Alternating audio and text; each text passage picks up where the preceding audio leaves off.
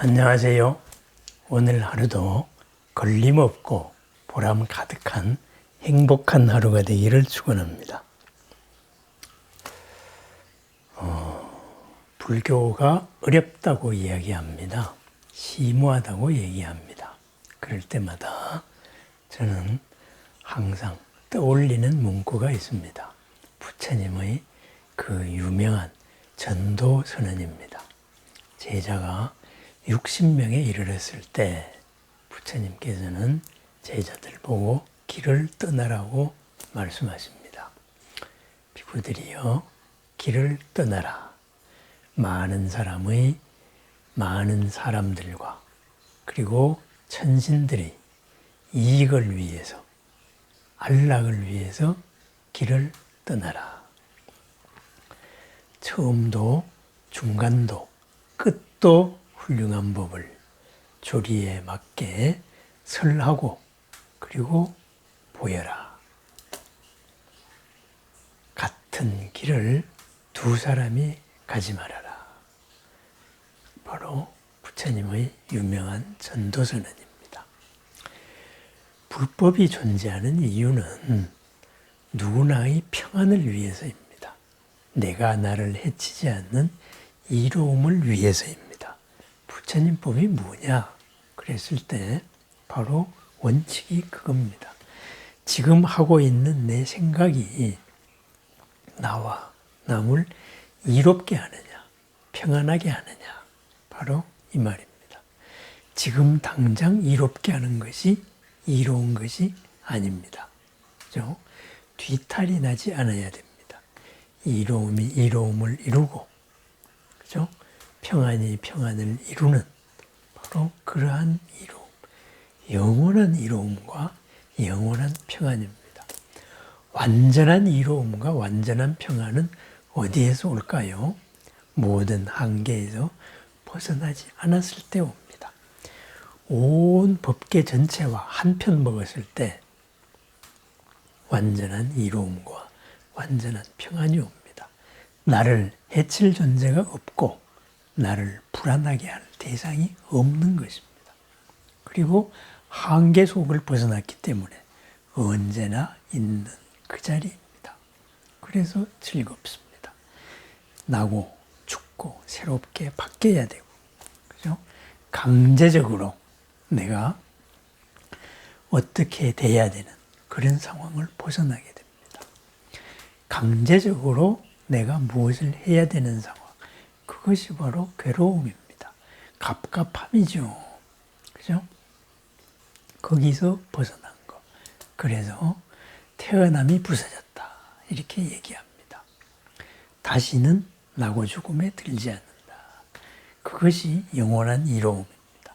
그런데 거기로 가기 전에도 우리는 항상 생각을 해봐야 됩니다. 이것이 나를 이롭게 하는 길인가? 이것이 나를 해롭게 하는 길인가?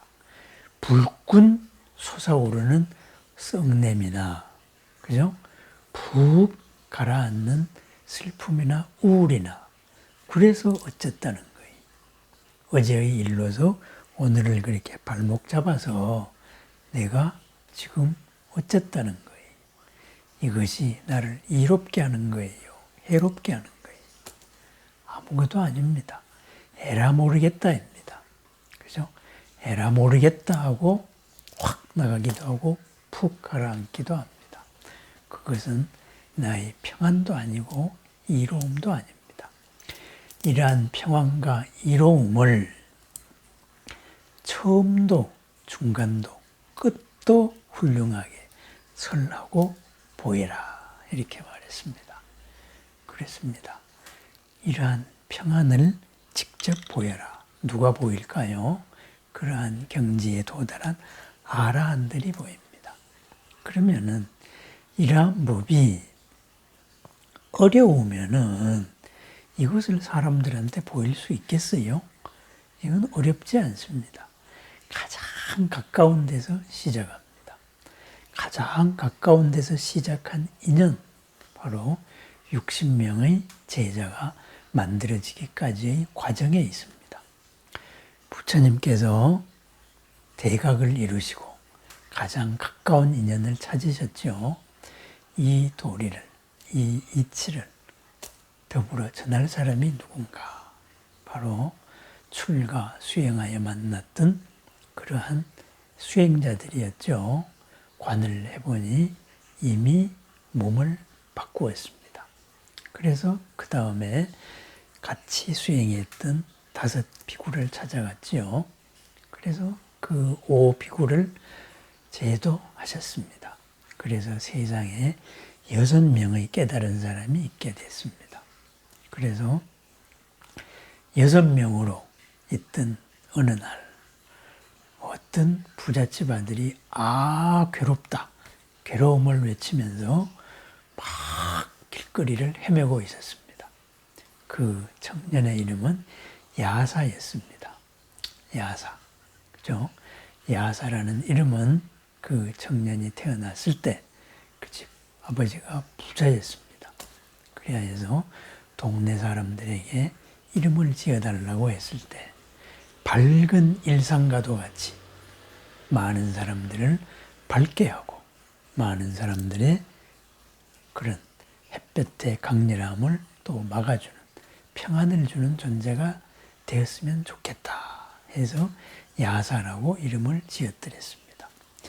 이 야사라는 청년이 친구들과 함께 밤샘 파티를 하다가 아침에 눈을 떴습니다. 밤샘 파티의 활락의 뒤끝을 본 다음에 바로 너무나 괴로웠습니다. 괴로워서 뛰쳐나왔습니다. 이 괴로움을 해결해 줄 사람이 누구인가? 바로 그때 부처님께서 청년을 불렀습니다. 부처님께서 야사를 불러가지고 설법안을 하신 내용이 지극히 쉽습니다. 5 비구를 만났을 때는 그런 고진멸도, 궁극의 진리를 설하셨지만은 야사를 만나서는 쉬운 일부터 시작을 했습니다. 괴롭습니다. 세상을 평안하게 살려면 어떻게 해야 됩니까? 했을 때 부처님께서는 보시를 해라 이렇게 이야기를 했습니다. 보시, 뭘까요? 주는 거죠.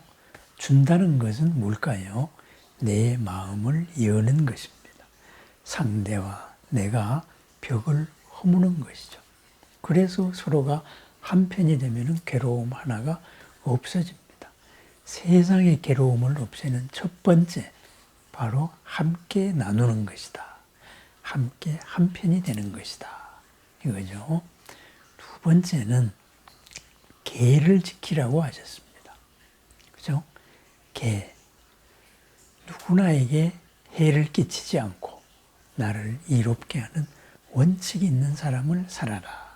이렇게 했습니다. 그러면은 보시를 하고 이런 원칙, 보편적인 원칙, 계를 지키면 어떻게 되느냐. 살아서 평안하고 그리고 몸을 받고 죽어서는 하늘나라에 난다. 더 좋은 세상에 난다. 이렇게 이야기하셨습니다. 왜? 업의 수준이 높아졌기 때문입니다. 더불어 같이 못 살겠다가 지옥이라면은 더불어 같이 잘 살 수 있다가 천상 하늘나라이기 때문입니다. 그 하늘나라의 이치로 산 사람은 하늘나라로 갑니다. 죽어서만 갈까요? 살아서부터 바로 하늘나라로 갑니다. 더불어 못 살겠다고 빼앗은 사람은 빼앗깁니다. 더불어 잘 살겠다고 나눈 사람은, 그리고 약속을 지킨 사람은, 신의가 있는 사람은 더불어 같이 잘 삽니다. 고급 정보를 교환하고 그리고 서로가 서로를 밀어주어서, 그죠? 상대의 잘됨으로 내가 잘되고 내가 잘돼서 상대가 잘되는 천상세계의 삶을 삽니다. 그죠? 그렇습니다. 그게 불교입니다. 그게 처음도 중간도 훌륭한 법입니다.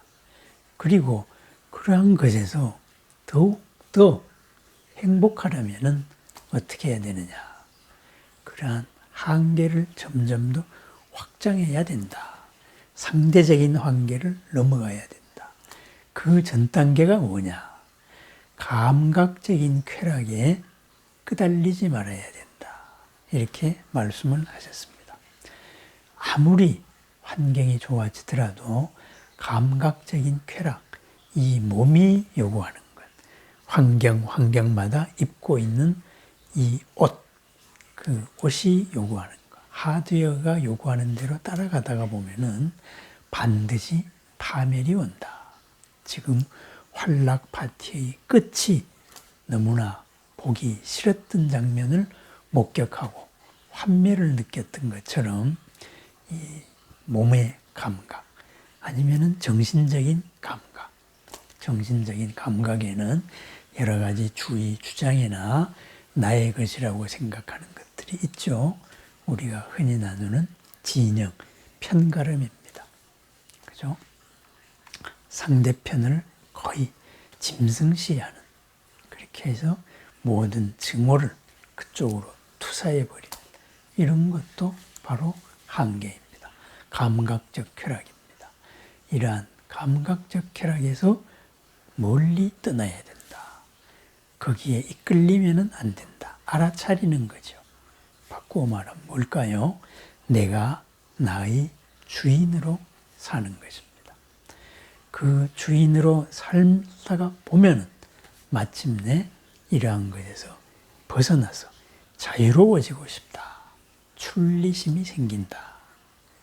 그래서 출리심이 생기면은 전문적으로 이러한 출가를 해서 수행을 하면 된다. 이렇게 이야기했습니다. 야사는 부잣집 아들, 금수저죠. 금수저 야사는 거기서 평안을 얻었습니다. 그리고 출가를 했습니다. 외동아들이 부처님의 제자가 되었다. 제자가 5명밖에 없는 그 어떤 깨달았다는 사람의 6번째 제자가 되었다. 이 말을 듣고 야사의 부모가 왔습니다. 야사의 부모에게도 부처님은 쉽게 바로 보시를 하고 계율을 지키면 지금도 내생도 평안합니다. 그래서 시작한 가르침을 베풀었습니다. 그 부모가 귀하였습니다. 그 모습을 본 동네 사람들이 4명이 같이 바로 부처님께 귀의하고 출가를 했습니다. 그리고 평안을 얻은 야사를 보고 야사와 같이 환락 파티를 즐겼던 50명의 친구들이 같이 출가를 했습니다. 그 모두가 짧은 시간에 바로 아라한에 도달할 수 있었습니다. 왜? 지금의 삶에서 풀리지 않는 풍요의 끝에서 오는 환락의 끝에서 오는 그 갑갑증, 그것을 풀었기 때문입니다. 그래서 부처님의 제자가 60명에 이르렀습니다. 오비구와 야사와 그리고 동네 사람 4사람 50명의 야사의 친구들 해서 61명이 되었습니다. 그랬을 때 부처님은 길을 떠나라고 했습니다. 길을 떠나는데 같은 길을 2사람이 걷지 마라 이렇게 했습니다. 그렇습니다. 무슨 말일까요? 모든 방향으로 법을 전해라 이 말도 되겠지만은 꿋꿋하게 주체적으로 살아라 이런 말입니다. 내가 중심이 된 삶, 나로부터 모든 이로움과 평안이 비롯되는 삶을 살아라. 바로 그런 말입니다. 그렇습니다. 불법은 쉽습니다. 우리가 알고 보시를 하든 모르고 보시를 하든 알고 계를 지키든 모르고 계를 지키든 바로 살아서도 이롭고 내생도 이롭습니다. 감각적인 쾌락에 이끌리지 않고 주인의 역할을 굳건히 하면은 알고 하건 모르고 하건 지금도 이롭고 다음 생도 이롭고 그리고 궁극적으로도 이롭고 평안합니다. 두카, 갑갑증이 줄어들고 괴로움이 사라집니다. 이것이 불법입니다. 지금 내가 처하고 있는 여기에서 당장 하나 바로 실천해 나가면 됩니다. 그 실천, 알아차리는 것입니다.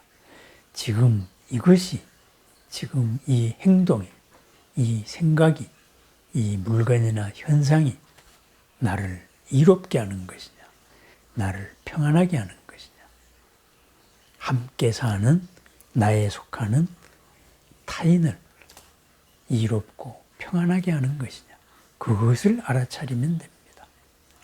그것이 지금도, 처음도, 중간도, 오늘도, 내일도 그러할 것이냐, 뒤탈을 일으키지 않을 것이냐, 이것을 한 번 더 알아차리는 것.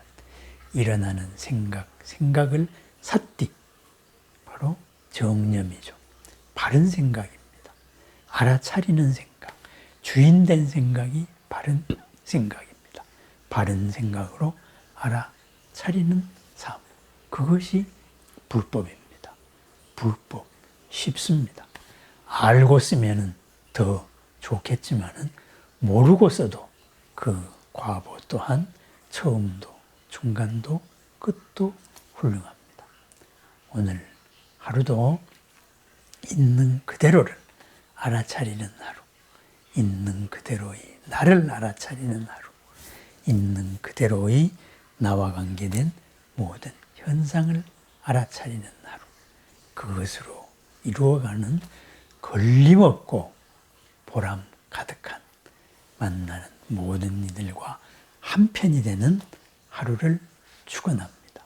그 한편으로 이루는 무량한 공덕과 이로움과 평안의 날을 축원합니다. 감사합니다.